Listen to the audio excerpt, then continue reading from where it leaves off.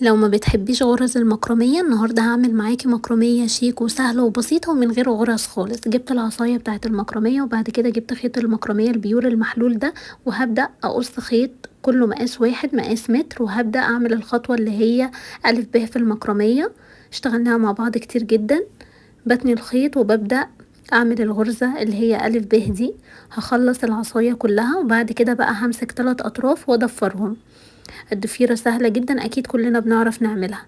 هكرر الخطوة دي لحد ما هخلص الخيط كله اللي معايا. بنمسك 3 اطراف وندفر الضفيرة للاخر لحد ما بيخلص معاكي العصاية كلها او المكرمية كلها. وبعد كده بقى جبت قطعة قماش جوخ وهبدأ الزق عليها كل الضفاير اللي انا عملتها دي.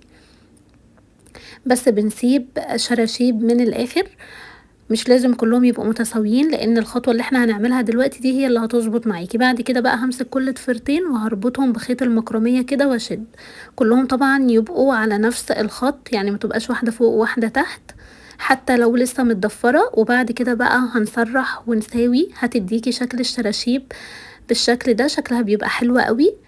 وهنا كانت جاهزة معايا. هتبدأي بقى تعملي اي شكل انتي حباه ونثبته عليها. شايفين شكلها حلوة قد ايه وسهلة وبسيطة ومن غير غرز خالص، وبتتباع بجد غالية قوي.